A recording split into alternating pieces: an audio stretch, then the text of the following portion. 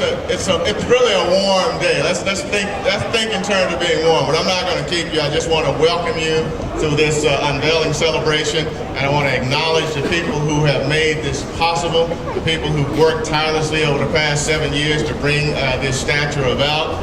And later we will also acknowledge those who contributed to it and sponsored it, and we'll have an opportunity to thank all of the individuals on the stage who played a role, had a part in making this day happen. At this point, I just want to acknowledge the Adam Clayton Powell Memorial Committee Board of Directors, the individuals who actually met daily, nightly, whatever you call for it, to make this day happen. So I want to ask them to stand. They should all be on the stage. I'll start with the first Vice President, Deborah Rodriguez-Cook, Geraldine Daniels-Henry, and if you look up above, you see the name Adam Clayton Powell State Office Building. Geraldine Daniels-Henry is the legislator who introduced legislation and got it passed to have that building named Adam Clayton Powell. Okay, Tony Spencer, our treasurer, Joseph Leak. Now, Tony Spencer is our secretary, Joseph Leak is our treasurer. It's been a long day, I tell you. All right, Barbara Askins. Barbara happens to be the president of the 125th Street Business Improvement District, so she's doing a wonderful job. Hubert Collins, Dr. Joan Dawson, Ed Fordham, Honorable Teresa Freeman, Olive Green, Dawn Jones, J. Don Lawrence, Gregory Mills, Wendell Niles, who you heard from earlier, Dr. Adamola Olukbafolo, Honorable Ronald Perry, and Honorable Joseph Roberts Sr. Joseph passed away while we were working on this project over the past 7 years. He is with us today, and representing him is his family, and Joe Roberts Jr. is with us today as well. Dr. Charles Smith, Patelia Tate, Willie Walker, whom I've been yelling and screaming at all morning, so Willie, I apologize for that, and Leslie White. And Virginia Montague is with us as well, who's worked with us on our planning committee and as well as being on our board of directors. So we want to thank all of you, and most of all, the individual whose creative work you will see shortly, the sculptor, Mr. Brantley Cadet. Stand up. Are still potent today. It is my pleasure and honor indeed to introduce our distinguished sculptor, Brantley Cadet.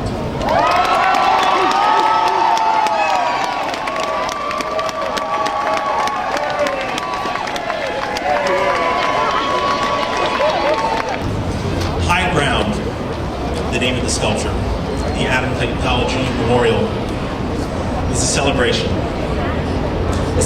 of a man, a dynamic leader who served his community by championing their cause for justice, fairness, respect, and support. Blending a variety of materials, bronze, stainless steel, and absolute black granite. The memorial attempts to capture the legacy of Adam Clayton Powell Jr., his struggles, his accomplishments, his charisma, and his service to humanity.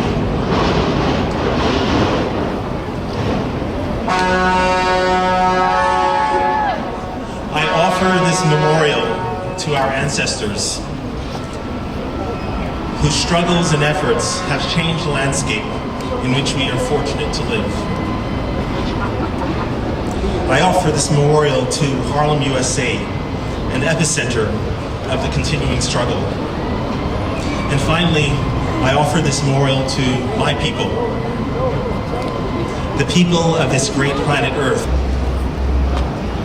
This is Black History Month, so let's just take a minute. I know it's cold, I'll be brief. Let's just take a minute to talk about Black history, some of the real Black history. If you look in some of the books they teach in school now, you think the civil rights struggle started in the South sometime in the 1950s. Long before there was the Montgomery bus boycott in Alabama, there was the boycott here on what was then 7th Avenue. Yeah, I can. It was Can you do me a favor? Can you get my magazine so you know my TikTok? Certainly not a black woman to work driving a bus through Harlem. long before the mass struggles in the South, in Alabama and Mississippi. There were the marches back and forth on 125th Street, where it was not possible for any black man or woman to work in any of these stores in the middle of Harlem, from one end of 125th Street to the other. And if you got to that end of 125th Street, there were no black workers building the Triborough Bridge, all white. One person decided to make a difference. One person decided to march back and forth, leading the people of Harlem back and forth on 125th Street and up and downtown on what was then 7th Avenue, using the slogan, "Don't buy where you can't work." One by one, each of these stores capitulated, and finally, up and down 125th Street, every store employed people who lived in Harlem. That was a great victory here.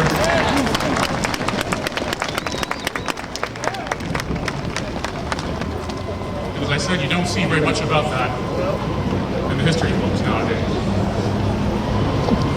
There are other struggles going on, many of which are only now coming to light. Struggles for freedom here and around the world, in which my father had a role.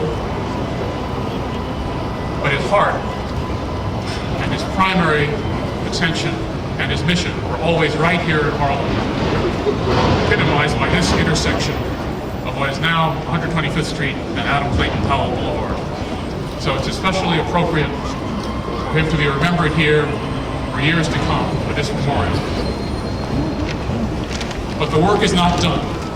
Remember, his work focused on education and jobs. He was the chairman of the committee on education and labor. Now it's called workforce. I don't know why they don't call it labor anymore. Labor is a pretty honest word. Now it's workforce. And still today, there's much work to be done. Education and jobs. So let us march on till victory is ours. Keep the faith.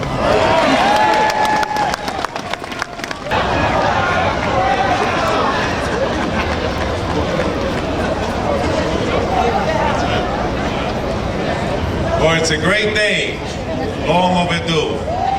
Repeat after me. It's a great day. Great day. Long overdue. Long overdue. Give yourselves a standing ovation.